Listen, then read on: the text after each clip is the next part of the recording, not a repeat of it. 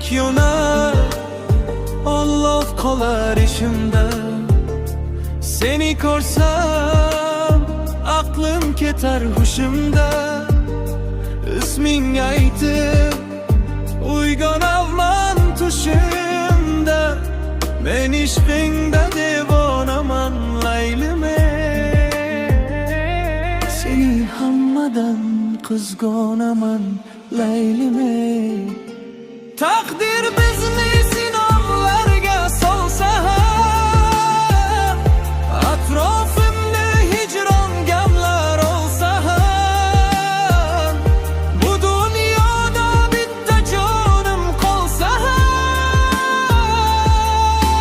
senga ko'ngil berishga majburman.